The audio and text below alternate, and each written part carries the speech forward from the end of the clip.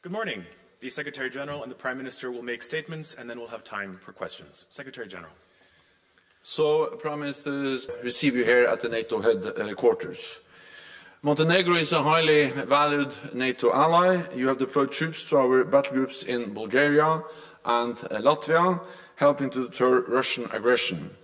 In Iraq, Montenegro is contributing to building more effective and inclusive security forces as part of NATO's training mission. Montenegro also plays an important role in the Western Balkans, a region of strategic importance to NATO, which I visited last autumn. So, Prime Minister, I welcome your strong commitment to reforms and Montenegro's path to full Euro-Atlantic integration. This is even more important as stability in the broader region remains fragile. Last year's outbreak of violence in Kosovo were unacceptable, and NATO responded swiftly, deploying 1,000 additional troops and heavy armour. We are committed to ensuring that KFOR continues to fulfil its UN mandate. We also spoke about the situation in Bosnia and Herzegovina. The North Atlantic Council, all 31 NATO ambassadors, will visit Sarajevo next week, a demonstration of strong support for the sovereignty and territorial integrity of Bosnia and Herzegovina. All political leaders must work to preserve unity. This is crucial for the stability of the country and the region. Russia's war against Ukraine is nearing the 2-year mark, and I welcome Montenegro's support for Ukraine, including through NATO's comprehensive assistance package. But NATO allies and the European Union need to step up and provide even more funding for Ukraine at this critical time. Because if President Putin wins in Ukraine, there is a real risk he will use force again.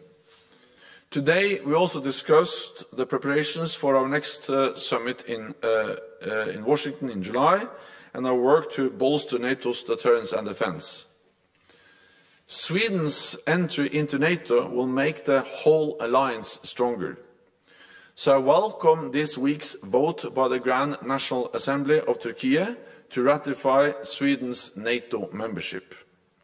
And I thank President Erdoğan for his swift signature of the decision. I also welcome this week's clear message of support from Prime Minister Orbán and his government. I look forward to Hungary's ratification as soon as the Parliament reconvenes. So, Prime Minister, once again, thank you for coming here and thank you for your strong support to our transatlantic alliance. Please.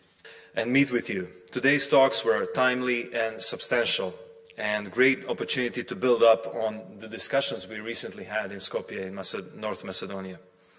I use this opportunity to reconfirm Montenegro's unequivocal commitment to fulfilling strategic foreign policy goals. Thank you. We'll go to questions starting with Radio Television Montenegro here, please.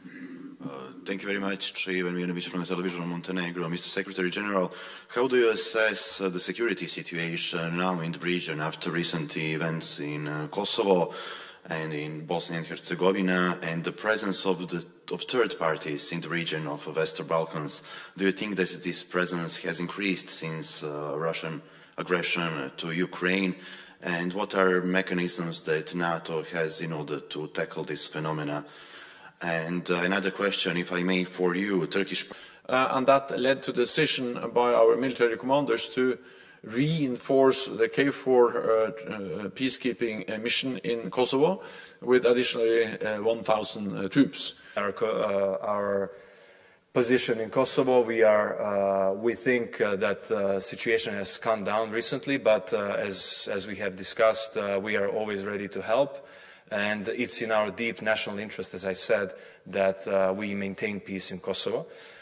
Thank you. Seeing no further questions, that concludes this press point. Thank you all very much.